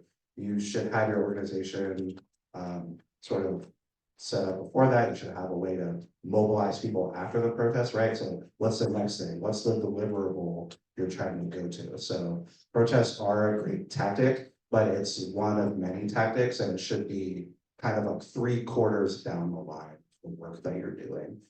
Because a lot of times what happens, sometimes you can't help it, something happens and you have to respond right away. But a lot of times people will come to a protest and it's a great evening and it's a lot of fun, you get that release, but then there's not really a follow-up, so people kind of drift out of the movement. So it's a big plus one. Think of protests as a tactic, but how are you capturing that energy and sort of pushing it towards a fine point to achieve whatever your goal is, whether that's policy, change of law, or what have you. Yeah, and I'll just say that, so I use this phrase all the time. Hashtagging is an allyship. Right, so what hashtagging is, and by the way, I hashtag all the time, right? But what hashtagging is making you feel good about yourself. Right, so when I go on, my Facebook, because I am old, right? And I go like hashtag trans lives matter or whatever it is, right? I'm making myself feel really good at that point, but if I don't follow that up with more action, right, and getting other people involved, then all I did is make myself feel good for like 30 seconds, right? Yes, but also that social media network is how you're activating, right? Because you say, hey, we need to, call our state rep about such and such a thing, and a lot of people actually do it because they're reading about it, getting out there. So, well, we all have our networks, right? But I would add, yes, I think the most important part of the question was highlighting that those are trans-led organizations and trans-led movements. And we need to, censure the voices of the folks that we are, talking about helping. I would, if asked, suggest that the message of those protests center those folks and their stories, right? That was the other part of what Corinne was saying on that slide, was that our stories are our most persuasive tools. And we know that the LG and B part of the community experienced the most progress in the civil rights movement at the in the our living memory, because we centered our stories, and that's when I don't remember what the statistic was, but we point to when a certain percentage of people know somebody who is part of the community in their lives, they are a lot more open to the policy prescriptions that we say, hey, this is what we need to be able to live. And we are not there with the trans community, obviously, and we need to get there, right? So I would suggest that if we can use protests to get people's attention, when we have their attention, we should be telling our stories, and particularly our trans brothers and sisters' stories. Next one is, there's a few parts to it. Trans safety, how do we move forward with relationships with law enforcement if the incoming administration is hostile to us and complacent as it pertains to violence against us? Will local law enforcement weaken, especially if they're at risk of losing any federal funds or grant monies if they protect LGBTQIA+ citizens? What will the future of enforcement of hate crimes be? And what do we need to do now to prepare so that we're protecting our safety? So the question is really around, with the incoming administration, what will the impact be on law enforcement and their relationships with queer people more broadly, but transgender people specifically? And I think this is like a really multi-layered question. So I personally go out and do a lot of training with governments and organizations. I will tell you that training police is a difficult thing, because they have a certain perception of many transgender people. Many transgender people have a challenging relationship with the police and law enforcement. And law enforcement, it's important to note that they are taught from the very day that they go to the police academy that the public is the enemy, right? And that everybody is out to kill them. And so, job number one is to protect yourself as a cop, right? And so breaking through that barrier that has been created with any police officer from the very first day of their training all the way through their whole career is really, really difficult. The last one of these trainings I did, I had probably 15 officers in the room, and I would say that I felt like I really got through to 2 of them. That another 10 of them were sort of listening while they were doodling on their pad, and then 3 were openly hostile, right? that doesn't mean we're gonna stop doing that work. In regards to the issue of funding, and would a police department lose funding, federal funding, if they were taking actions around to support LGBTQ people? I don't think that police departments are having any problem with funding, right, from the federal government. They're gonna be rolling in the cash on federal stuff, right? But most of those budgets also are determined locally. I know Jason wanted to talk some. Yes, thank you, Corinne. There are certainly larger conversations about the role of policing, the role of law enforcement in our communities. But particularly to the points of this question, a lot of policing is related to policies that are set at the local level. It is your local government that is directing, that is hiring and firing the police chief, who's setting the tone for how policing is done in your community. And so remembering that is really important. And we have seen some really tragic situations when we're not addressing holistically a number of issues like mental health interfacing with law enforcement. We've lost 2 trans individuals just in the past couple of years related to police responding with gunfire to a mental health emergency. We had Maddie Hoffman in Radnor and Sean Hake in Mercer County in Western Pennsylvania. And so keeping in mind the power that you have to talk with your local officials to help change the culture, to help make sure police officers, law enforcement have the right tools to be responsive. And we're seeing changes with mental health care professionals being more available and making sure we're continuing that advocacy. In terms of hate crimes question, Pennsylvania has a very interesting history with that. We actually did have a hate crimes law passed in 2002. It was unfortunately struck down due to a procedural technicality by state courts in 2008. So Pennsylvania does not have in our ethnic intimidation statute protections for sexual orientation, gender identity, or expression. We do have a federal law, the Matthew Shepard Jamesburg Jr. Hate Crimes Prevention Act, which was passed over a decade ago. And unfortunately have not seen that used as often by US attorneys. We actually just had a press conference a couple weeks ago. If you're familiar with the 14-year-old who was murdered this summer, Polly Likens in Mercer County. We've been working with his family and the local organization there. And we had a press conference. Why hasn't the federal government, we have a hate crimes law? Why are you not opening an investigation? We have all this evidence. Luckily, they did catch the person who was alleged to have murdered Polly. And that person will face justice, but hate crimes protections are about acknowledging the cruelty of the specific act, but also the attack on the larger community. And so I think that's why it's still part of our conversation, and there's more nuanced conversation about how hate crimes fit into all of this. But just to answer your question, it's really up to the district attorney when we do have an inclusive state law, and the US attorneys when we are talking about federal law. And ultimately, it's going to be public pressure to make sure that they are enforcing the laws that are on the books. A question all the way in the back. The importance of changing the gender markers on federal documentation immediately because of the upcoming changes. I am the parent of a 5-year-old trans child, and I would not be looking at changing their gender marker right now unless they're 5. But we're thinking about it, but probably not because they're 5. So how hard, kind of future administrations? What's it look like in 5 years? So the question is related to updating gender markers on federal ID and particular Social Security. And, we don't know, but we anticipate that the Trump administration is going to order the State Department and Social Security Administration to stop doing gender marker updates.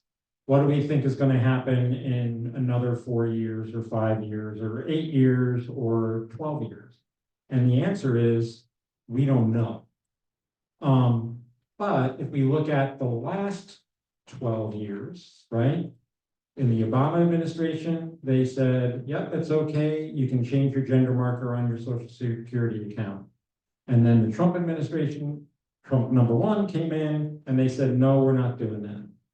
And then the Biden administration came in and they said, yeah, it's okay, we're gonna let people update their gender markers, and matter of fact, expand the number and type of gender markers that you can have. And while we don't know that the Trump administration is gonna pull back on that, we think they probably will. What happens in 4 years when Trump's out, potentially, right? Because they just said maybe we have a third term, right? Violate the Constitution. But it is that, we don't know, right? So I understand, for a minor child, especially a very young child who may be still trying to figure their stuff out, and you may not want to make that effort to make a gender marker change now. I totally understand, where you're coming from. You need to do what is right for you and your family, right? And only you can make that decision. But do we know exactly what's going to happen in 4 years? The answer is unfortunately no. I know that's not the answer you wanted. So, right here. Yeah, to that, would there be any benefit for a young child to change their markers for school?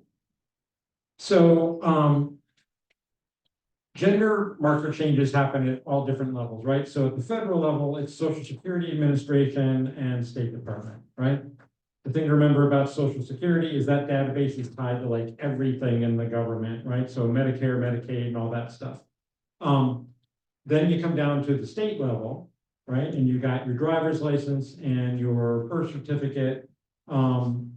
And in Pennsylvania, you can update your gender marker on your birth certificate, and you can self-attest to your driver's license and get an M, an F, or an X. School records depends on the local school district's policy and what they will allow you to do. Many school districts will go ahead and let you change that gender marker, but they may not let you do it until after you get the name change, and it's, a feminine or masculine oriented name as an example. But most teachers, and Jason's probably better to answer this than me, but most teachers want to do what's best for the kids, right? And they want that kid to get a good education and want to come to school. And so they, use nicknames for kids all the time, right? And so, and that's just to make that kid feel more comfortable in class, so they get an A in math instead of a D like I did. Right, so, gender markers and name changes happen at like lots of different levels governmentally. Hopefully that answered your question. Retired teacher, I agree. Yeah, okay, all right, so let's go here, right here. Kind of have like this complicated question about like federal ID, since like I got my passport renewed like earlier this year and I got the X gender marker. But like I'm not really sure about what's gonna happen like the next few months, because like not sure like whether the Trump administration is gonna like do anything with like making X gender markers like invalid, or because I am in the process of changing my name right now, but I'm probably not gonna get the gender marker changed again until I actually get the name change done. So I guess I'm trying to wonder like how hard it will be like to get the gender marker change done, like when in a few months, like if I have an X right now, like how hard would it be to like change it to like an M or an F in like a few months? So the question is about X gender markers on federal ID. So X is a non-binary gender marker. And if you currently have it, so we're going to back up. So if you currently have an X gender marker on your federal ID, right now you could change that back to an M or an F if you chose to. We are counseling, and this is very much an individual decision, but we're counseling folks to, if you haven't got your gender marker updated on your federal ID right now, to think carefully about an X gender marker, in particular on a passport. And the reason for that is not only does that potentially sort of out you to the government as a trans or non-binary individual, but additionally, out of like the 160 countries in the world, only 20 of them recognize the X gender marker. So if you wanted to take a vacation to sunny Azerbaijan, right, or Tanzania, or Bolivia, they are not gonna recognize that X gender marker, and you're going through passport control, and you got an X on there, it could conceivably put a little target on you, right? So just something, we're kind of urging people to think carefully about an X gender marker. If you're going through your legal name change right now, and you have an intention to change your gender marker, back from an X to whatever, either a male or female marker,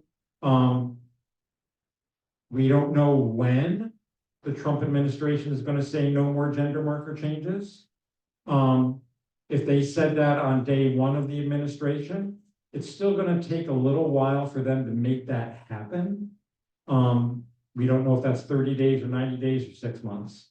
So you're potentially at risk, right, of not being able to change that gender marker back. So we can talk a little more offline if you want about that, okay?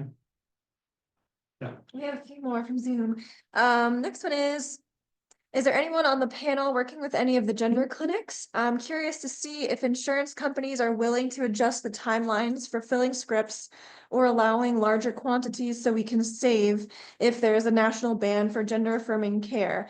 This is the biggest concern for us at the moment. Secondly, will there be any recourse if this type of bill comes down the pike? Can it be blocked? Do we have the votes to do so? Okay, so the question is about receiving gender affirming medications through your insurance system and through your doctors, and what would happen if legislation was introduced to ban access to gender affirming care. Again, this is a complicated question. So there absolutely will be legislation introduced, both at the state level and at the federal level, that will target transgender youth, right? So under the age of 18, to ban transgender affirming care. That legislation was introduced at the state level this past session, and we blocked it. This legislation was introduced at the federal level in the last session, and we blocked it, okay? Would it? We blocked it in Pennsylvania, it passed at the state level in many places. But yeah, but not in Pennsylvania, yeah.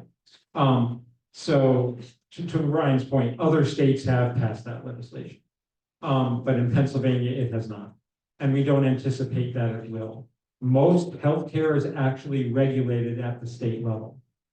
Where we think the danger lies is that if you use government healthcare, so if you use Medicaid or Medicare for your healthcare, is it possible that the government, the Trump administration, or legislation could go through to say that the government will not pay for your medications, and that is a potential risk. I think it would be difficult for them to pass that at the federal level, but it could happen, right? If it did happen, my friend Alex is going to sue their ass off, right? That's right. Can you stock up on medications now? And the answer is maybe. So, for example, I have a good relationship with my healthcare provider. My healthcare provider provided me with a 2-year supply of estrogen, right? If you're transmasculine and you use testosterone, testosterone is a much more highly regulated substance. It also has a shorter shelf life.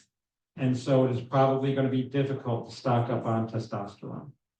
I don't know, any of you want to talk more on that? I was, speaking of suing people's houses off, there is, the first state to ban gender affirming care for minors at the state level, or one of the first, was Tennessee. And so the ACLU and a number of other organizations filed suit in that case, and that was recently heard at the Supreme Court at the beginning of October. Now they did not hear all of the questions that the advocates would have wanted them to hear, but they did hear some of them. But the interesting thing, we'll find out where the justices land on the questions that they did decide to consider probably in June. But it was very clear that the justices were looking at, the legality of legislating care towards, youth and adults very, very too. And they were clearly much more skeptical at legislative attempts to restrict, healthcare, pertaining to adults than it is for children. And so those will be very different fights at the legislative level. To underscore what Corinne was saying, there will be a bill introduced at some point. We don't know how hard the fight is gonna be, given how close the margins are in the legislature, but there will be a fight. And we will have to show up and we will have to flood legislators' offices with the message that this is unacceptable, regardless of how likely the bill is to pass at the point that it's introduced. So we're pretty much at the end of our time. So we're gonna have Josh come back up and talk just for a minute or two and introduce some dignitaries and some other things that are gonna happen here. We'll hang out, at least I will hang out for as long as it takes to kind of answer people's questions individually. If you wanted to email me the questions that were online, we'll make sure that they get to the right person and we'll do our best to answer those questions, and then you can distribute those however you all feel is best, okay? Thanks so much. Again, thank you.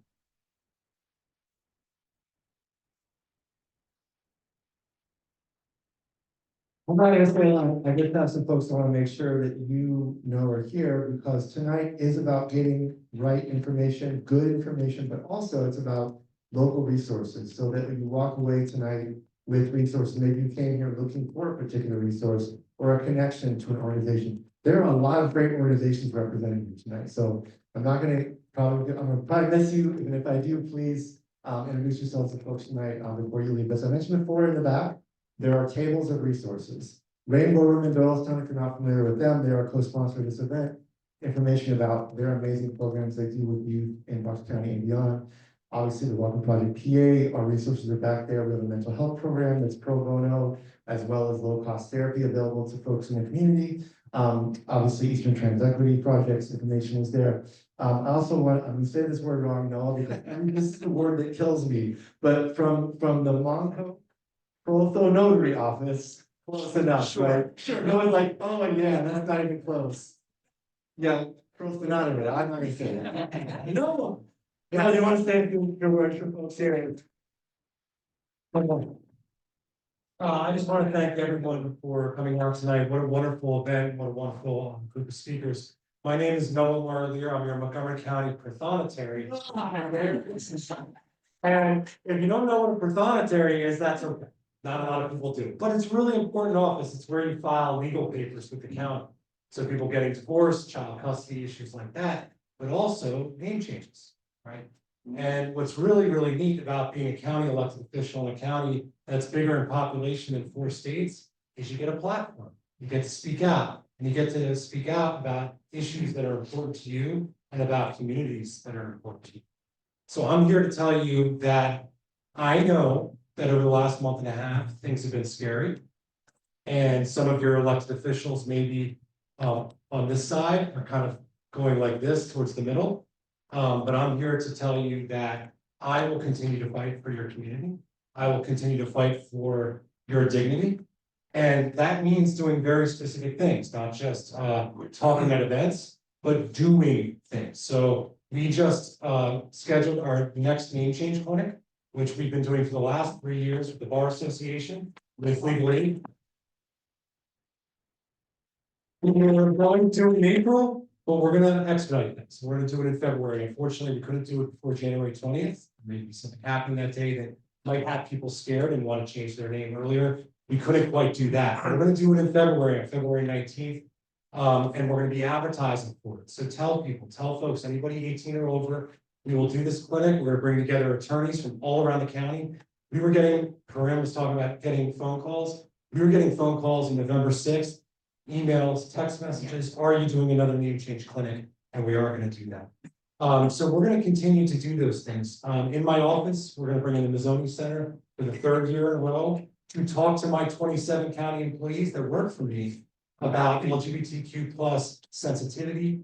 When people come to our office to file legal paper, pronoun usage, and treating people with dignity and respect. So I think those are the kinds of things that your elected officials should be doing, waking up every morning, asking themselves, how am I going to help people that need help the most? Every elected official should be asking that question every single day. And we've talked about accountability. Hold your elected officials accountable. Because I'm gonna tell you right now, one thing that scares the shit out of an elected official is not being an elected official in the future. So if you hold them accountable and let them know when they vote the wrong way, when they do the wrong thing, I guarantee you, trust me, they will listen. So again, my name is Noah Marlier. I'm the Montgomery County Pathonetary. Thank you so much.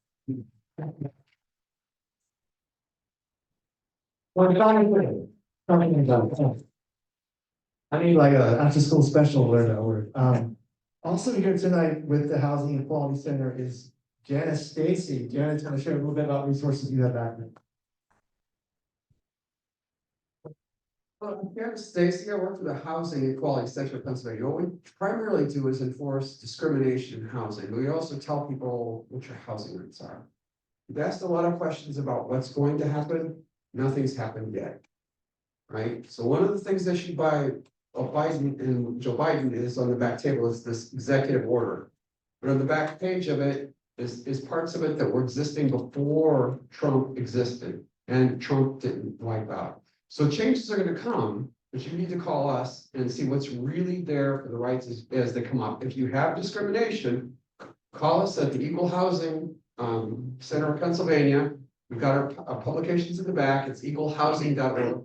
It's either going to be me, a trans woman answering the phone, or it's going to be Carolyn.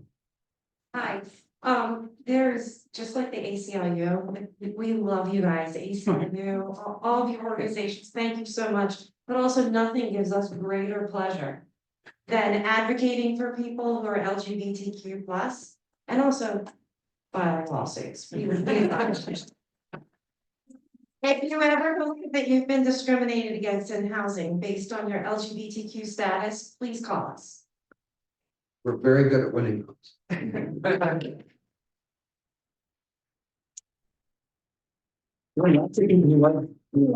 That's great. Also, two good friends, Mo Selkirk, Alex Byers are here. Alex, one of the original board members of the Welcome Project PA, obviously involved in all kinds of stuff. And Mo, do you all want to say something? I put you on the spot, I know, but you're here. We'll mingle. All right, they're gonna mingle.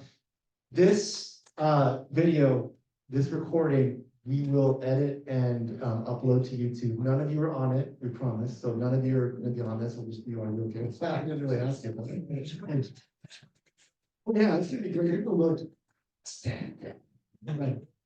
You all moisturizing. It's all good. So that video we will upload to YouTube and send an email to folks so that you have access to it. And as Corinne mentioned, email is a great way to ask more of your questions. Once again, it's just, this is what we're about here at the Welcome Project PA. So this is a safe space for you as well. We just want you to know we are a sanctuary space, truly, not just for LGBT plus folk, but for immigrant communities as well. That's another area that we are obviously engaged in. So we just want you to know that we're here and we're not the only ones. There are so many great nonprofits out there in this area who are doing this work. So please connect with each other tonight. We're not kicking you out right now, but please mingle, hang out, be together. And when we leave this place, don't forget, this is just day one, step one. This is nothing even close to the end, but it's good work that's ahead. Yeah, we're tired. We're all tired, right? But the good work is ahead of us. So please remember we're better and stronger together. Thanks everybody for being here tonight. Last thing I have to say it because we're nonprofits. You know what I'm gonna say? Donate. Not just to the Welcome Project, although that'd be great. No, but also to the Eastern Transition Project, also to all these other organizations that are represented here tonight, because their work matters just as much. So please, in your charitable giving, think about that. I know what I'm doing this month is I'm thinking about what I want to make change in this year with the little money that I have left over, which is much, but it doesn't matter because it matters to the nonprofits. So please do that. All the resources back there provide that information for you how to donate. You know, it's easy to do, so please do that. All right, thank you.